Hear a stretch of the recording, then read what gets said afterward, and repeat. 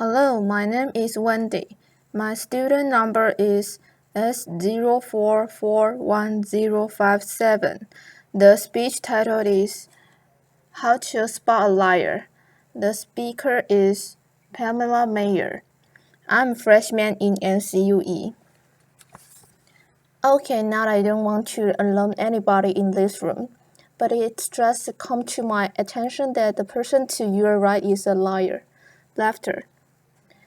Also, the person to your left is a liar. Also, the person sitting in your very seat is a liar. We are all liars.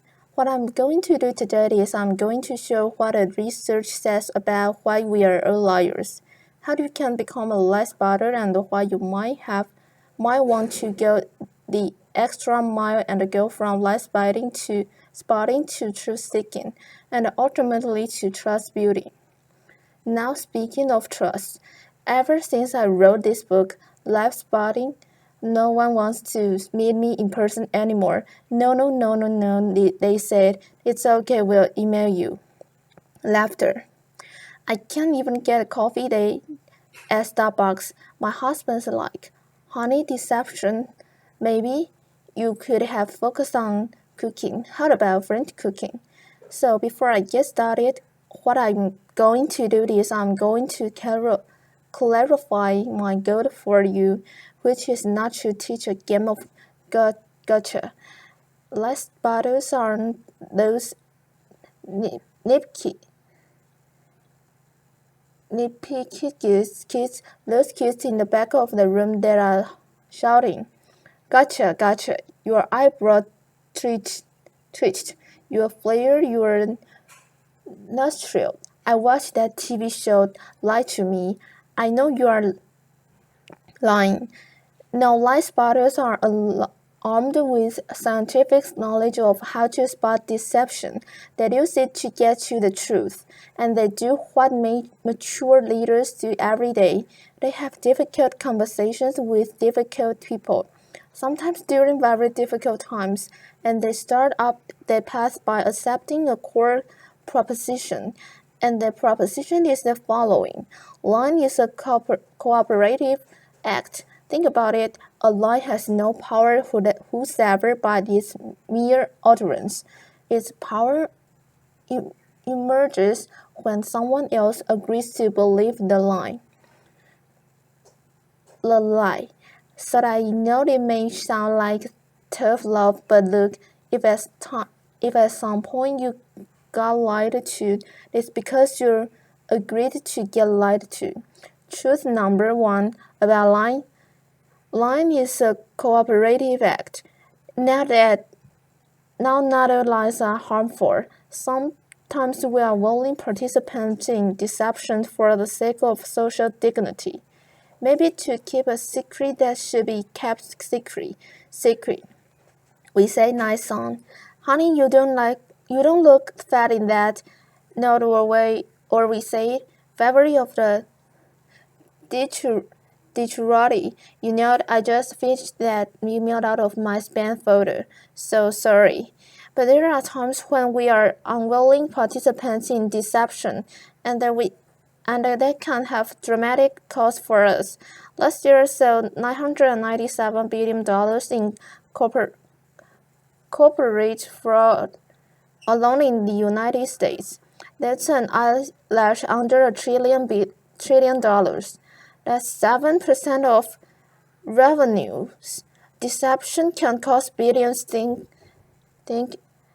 Enron made of the mortgage crisis.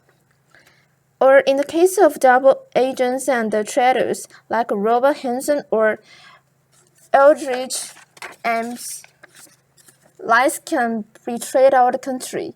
They can compromise our security, and they can undermine democracy. They can cause the death of those that defend us. Deception is actually serious business. This conman, Henry Oberlander, he has such an effective conman. British authorities said he could have undermined the entire banking banking system of the Western world. And you can't find this guy on Google. You can't find him anywhere. He was interviewed once and he said the following. He said, "Look, I've got one rule." And this was Henry's rule. He said, "Look, everyone is willing to give you something. They are ready to give you something for whatever it is you are hungry for." And that's the crux of it. If you don't want to be deceived, you have to know what is it that you are hungry for. And we all kind of hate to admit it. We wish we were better husbands, better wives, smarter, more powerful, taller, richer. The list goes on. Lying is an attempt to bridge that gap, to connect our wishes and our fantasies about who we wish we were and how we wish we could be, with what we are really like. And boy, are we willing to fill in those gaps in our lives with lies.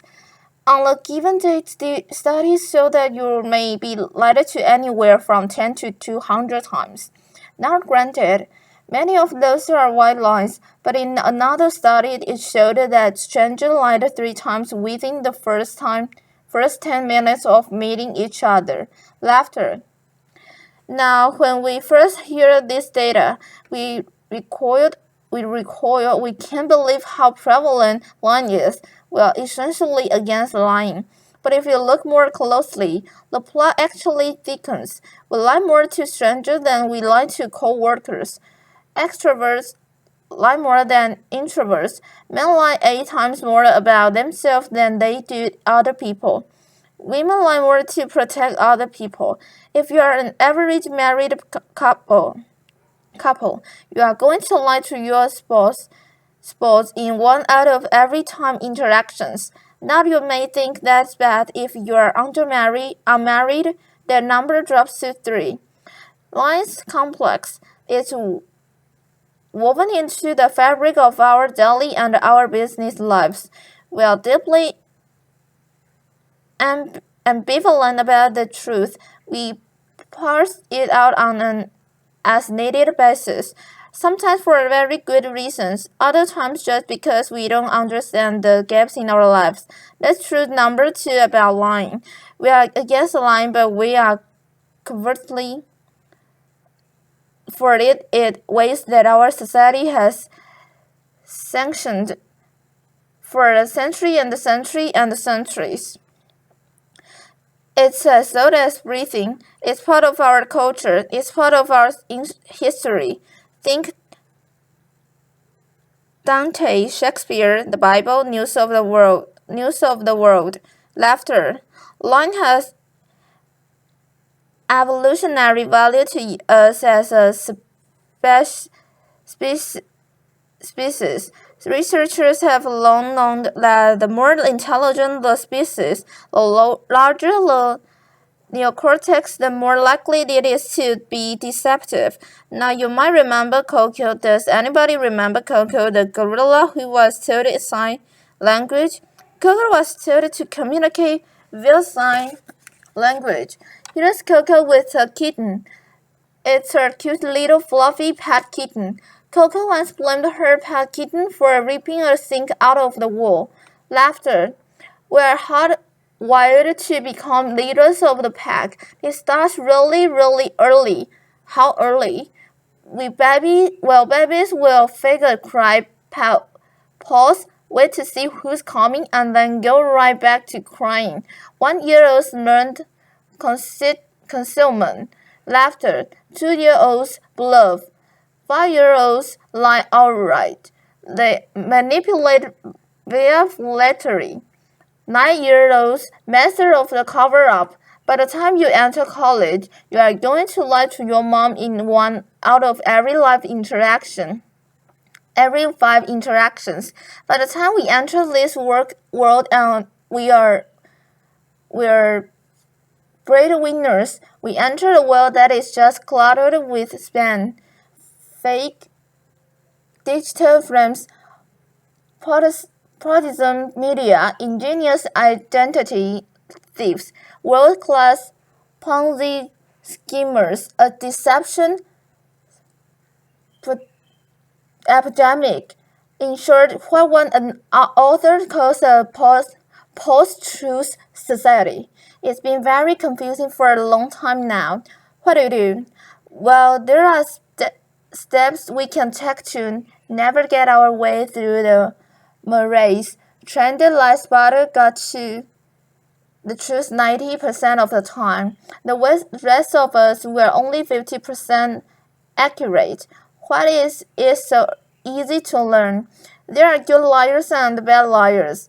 There are no real original liars. We all make the same mistakes. We all use the same techniques. So what I'm going to do is I'm going to show you two patterns of deception.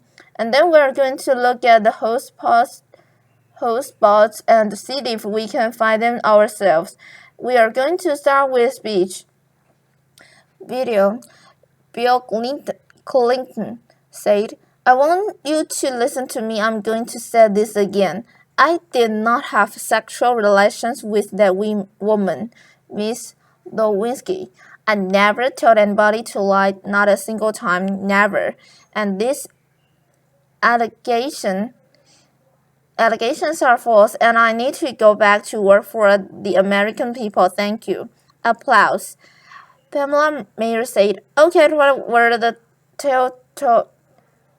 telltale signs? Well, first we heard what's known as a non-contracted denial. Studies show that people who are over-determined in their denial will resort to formal rather than informal language. We also heard distancing language, that woman. We know that liars will unconsciously distance themselves from their subject, using language as their tool. Not if Bill Clinton has said, well, to tell you the truth, or Richard Nixon's February in all candor. He would have been a dead giveaway for any lab spotter that knows that qualifying language, as it's called, qualifying language like that, further discredits the subject. Not if he's had repeated the question in its entirety, or if he had peppered its account with a little too much detail. And we are all really glad he didn't do that. He would have further discredited himself. Fred had it right. Fred said, look, there's much more to it than speech. No mortal can keep a secret. If his lips are silent, he chatters with his fingertips. And we all do it no matter how powerful you are. We all chatter with our fingertips. I'm going to show you Dominic Strauss-Kahn with Obama who's chattering with his fingertips. Laughter. Now this brings us to our next pattern, which is body language. With body language, here's what you've got to do. You've really got to just throw your assumptions out the door. The science temper your knowledge a little bit. Because we think liars fidget all the time, guess what? They're known to freeze their upper bodies when they are lying. We think liars won't look you in the eyes. Well, guess what? They look you in the eyes a little too much just to compensate for that myth. We think warmth and smells convey honesty, sincerity, but a trained life spotter can spot a fake smile a mile away. Can you all spot a fake smile here? You can consciously contract the muscles in your cheeks, but the real smiles in the eyes, the crow's feet of the eyes, that cannot be consciously contracted, especially if you overdid the Botox. Don't overdo the Botox. Nobody will think you are honest. Now we are going to look at the hot spots. Can you tell what's happening in the conversation? Can you start to find the hot spots to see the discrepancies between someone's words and someone's actions? Now I know this seems really obvious, but when you are having a conversation with someone you suspect of deception, attitude is by far the most overlooked but telling of indicators. An honest person is going to be cooperative. They are going to show they are on your side. They are going to be enthusiastic. They are going to be willing and helpful to getting you to the truth. They are going to be willing to brainstorm, name suspects, provide details.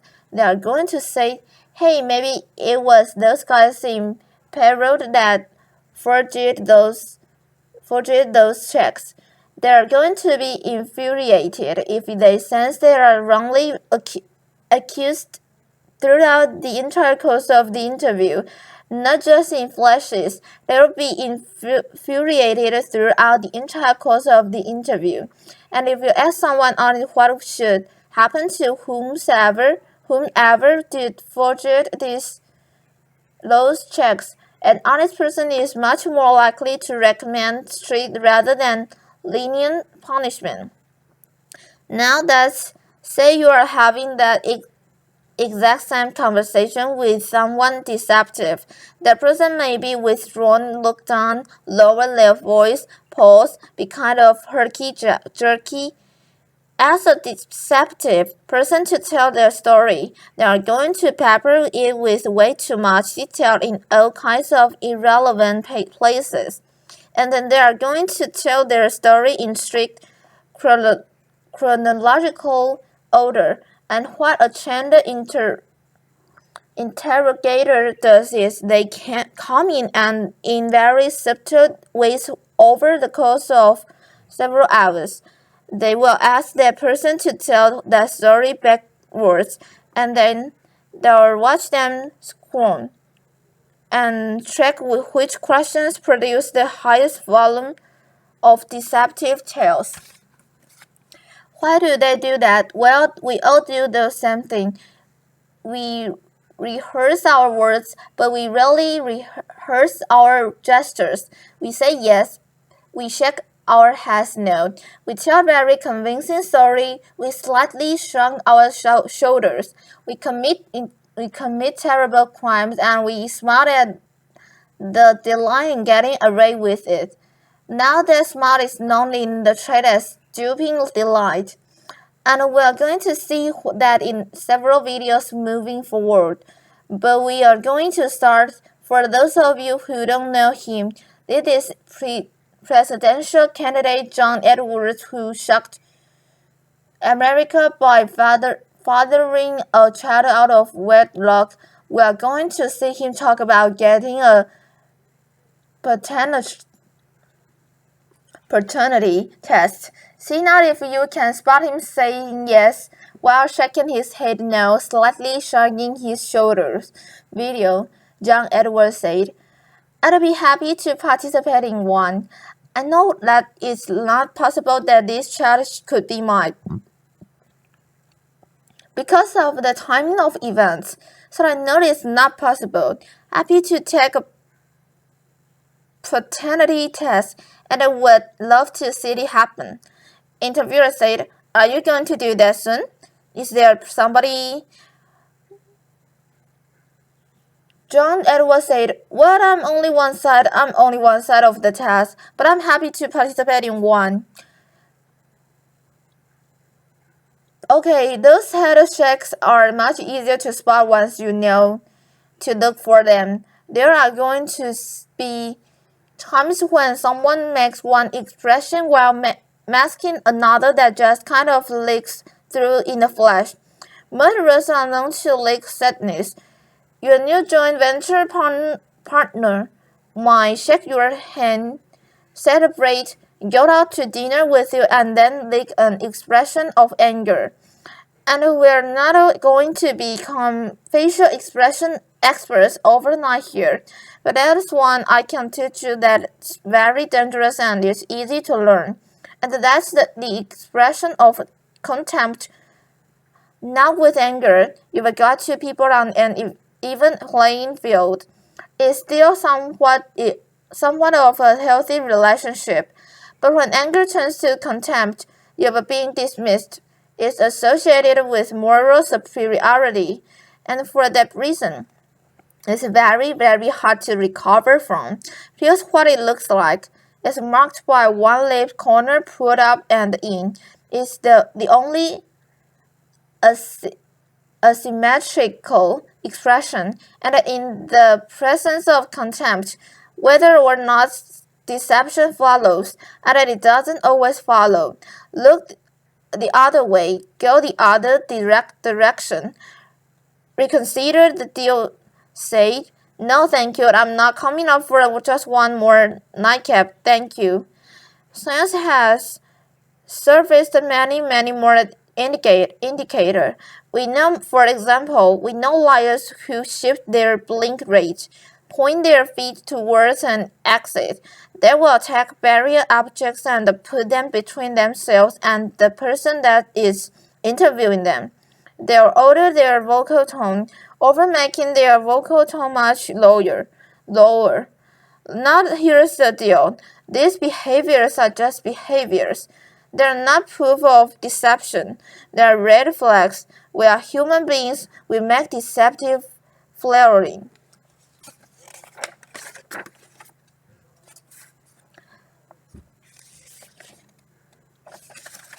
Defiling gestures all over the place all day long. They don't mean everything in and of themselves.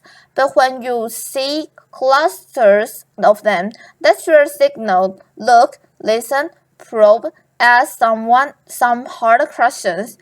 Get out of that very comfortable mode of knowing, walk into curiosity mode. Asking more questions, have a little dignity, treat the person you are talking to with rapport. Don't try to be like those folks on Law and Order and those other TV shows that pummel their subjects into submission. Don't be too aggressive. It doesn't work. Now we've talked a little bit about how to talk to someone, who's a line, and how to spot a line. And as I promised, we're now going to look at what the truth looks like. But I'm going to show you two videos, two models. One is lying, one is telling the truth. And these were surfaced by researcher Debbie Matsumoto in California, and I think they are an excellent example for what the truth looks like. This mother, Diane Downs, shot her kids at close range, drove them to the hospital while they bled all over the car, claimed a crazy, chaotic stranger did it. And you'll see what you see the video. She can't even pretend to be an agonizing mother. What you want to look for here is an incredible discrepancy between horrific events that she describes and her very cruel demeanor. And if you look closely, you'll see drooping delight throughout this video.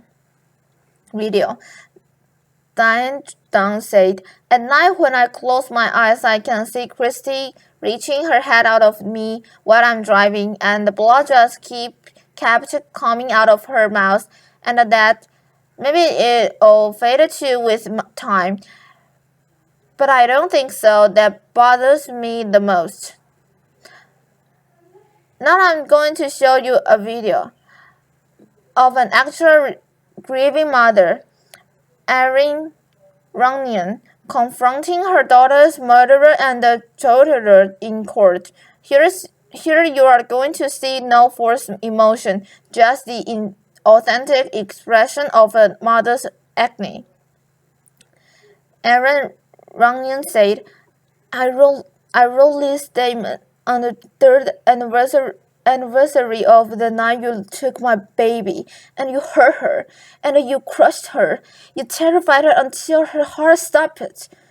And she fought, and I know she fought you, but I know she looked at you with those amazing brown eyes, and you still wanted to kill her. And I don't understand it, and I never will. Okay, there's no doubting the veracity of those emotions. Now the technology around what the truth looks like is progressing on. The science of it, we know, for example, that we not have specialized eye trackers and infrared brain scans, MRIs that can decode the signals that our bodies send out when we are trying to be deceptive. And these technologies are going to be marketed to all of us as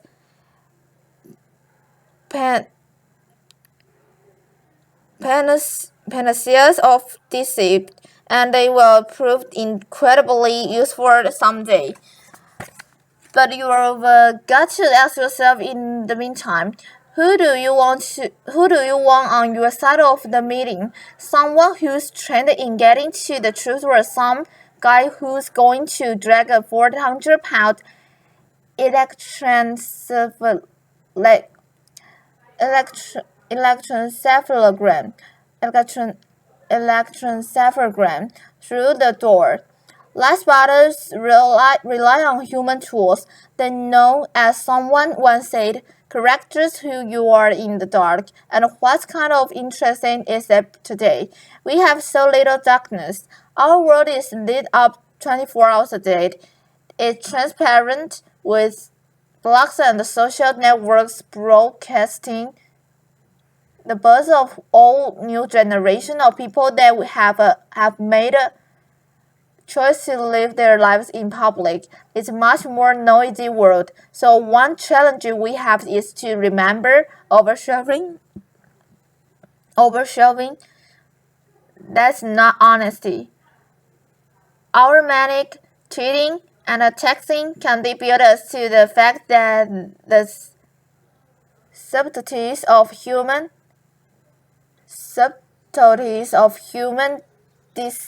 decency, character integrity, that's still what matters. That's always what's gonna matter. So in this much noisier world, it might make sense for us to be just a little bit more explicit about our moral code. When you combine the science of recognizing deception with the art of listening, you exempt yourself from collaborating in a lie. You start up that path of being just a little bit more explicit. Because you signal to everyone around you, you said, hey, our world, it's gonna be an honest one.